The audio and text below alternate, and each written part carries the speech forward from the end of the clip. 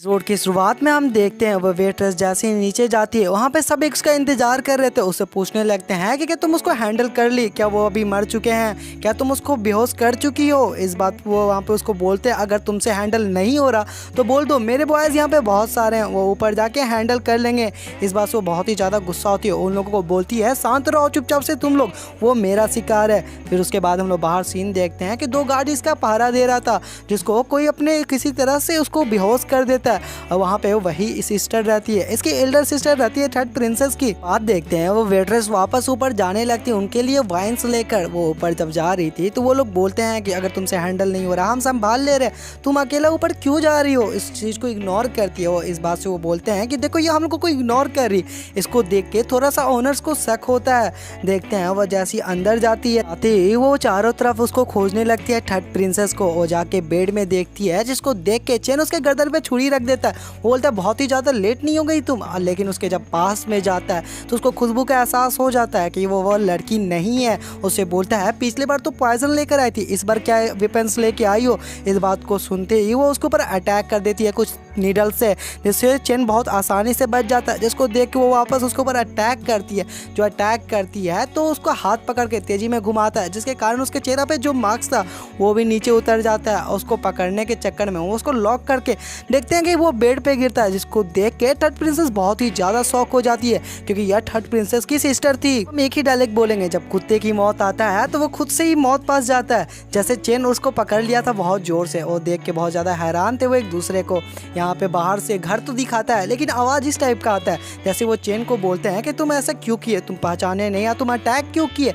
इस बात वो बोलता है कि मैं एक जेंटलमैन हूँ, मैं औरत को भी ध्यान नहीं देता हूँ तो मैं उसको कैसे पहचानूंगा, और मैंने इसी तरह उसको पकड़ के दाब दिया। इसलिए वो बहुत ज़्यादा गुस्सा होती है, उसको एक तबराक मारती है, बस इसका साउंड आता है जिसका मैं सुना नहीं सकता हूँ, जिससे कॉपीराइट पड़ सकता है। समय बाद का हम लोग सीन देखते हैं जहाँ चेन बैठ के वाइन पी रहा था, जिसको देख के एल्डर सिस्टर और यहाँ पे प्रिंसेस एक साथ बैठी थी। जैसे प्रिंसेस उसको कुछ बोलने जाती है अपनी बड़ी बहन को, तो उसकी तरफ वो गुस्सा से देखती है, जिससे वो डर के चेन पे गुस्सा होने लगती है। बोलती है कि तुमने मेरे बहन से पंगा क्यों लिया, तुम मेरे बहन के ऊपर ऐसे क्यों चढ़ रहे थे। इस बात पे वो बोलता है कि मुझे क्यों बोल रही है ऐसा बात, तुम्हारी बहन तो ही कपड़ा चेंज करके आई थी तो मैं उसको कैसे पहचानूंगा, ऐसे भी वो कपड़ा चेंज करती है नहीं करती, मैं उसको कैसे पहचानूंगा। वो बोलता है गुस्सा में, मैं बस तुम्हारी बहन को प्रोटेक्ट करना चाहता था और कोई मैटर नहीं है मेरे साथ। शांत हो जाती है। फिर अपनी बहन से वो बोलता है कि तुम्हारे अंदर जो पावर है उसको ऑब्जर्व करना होगा, क्योंकि उस प्लांट का पावर बहुत ही ज़्यादा है, उस फूल में इतना ज़्यादा एनर्जी है कि वो तुमको सच में मार सकता है, तो तुमको वापस उसको बाहर निकालना होगा।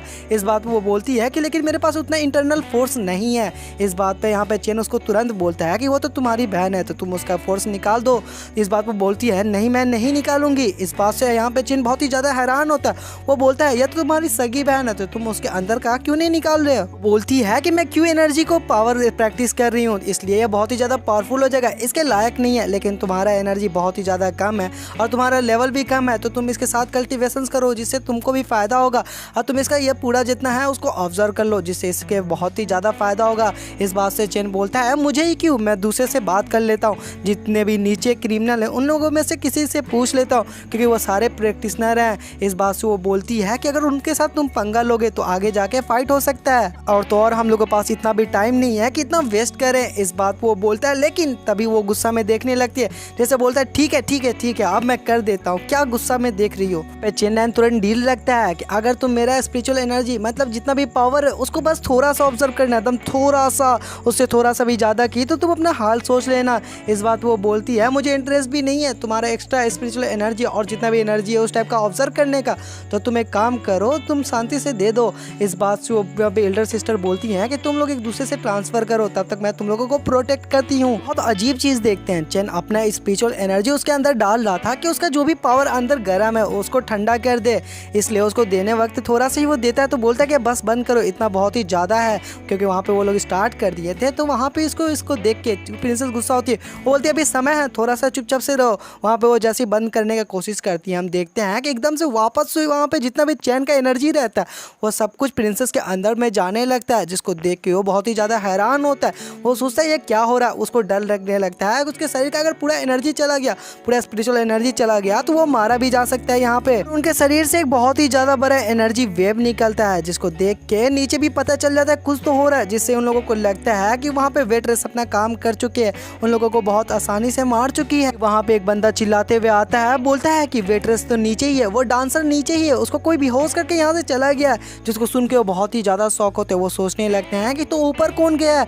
इस चीज से वो बहुत ही ज्यादा डर जाते हैं। उन्होंने यहाँ पे ऊपर ट्राई करते हैं हटने के लिए, लेकिन वो हट नहीं पाते। वो जबरदस्ती सारा चेन के स्पिरिचुअल एनर्जी और जितना भी एनर्जी टाइप का था वो सारा ऑब्जर्व होने लगता है। हर तरह का फोर्स चेन के अंदर से ऑब्जर्व करने लगती है प्रिंसेस। वो भी जबरदस्ती, मतलब वो प्रिंसेस के भी कंट्रोल में नहीं रहता और ना ही चेन के कंट्रोल में रहता है। एल्डर सिस्टर उसको बोलती है उठने के लिए, लेकिन वो बोलता है कि मैं अपने आप को कंट्रोल नहीं कर पा रहा हूँ, मेरा इंटरनल फोर्स भी एक पूरा तरह से ऑब्जर्व कर रही है। तभी वो ऐसे बोलती ही बाहर से जितने भी क्रिमिनल थे वो अंदर आने की कोशिश करते हैं, लेकिन एल्डर सिस्टर बहुत ज़्यादा पावरफुल होने के कारण अपने नीडल से अटैक करके एक ही बार में उनको जख्मी कर देती है सबको।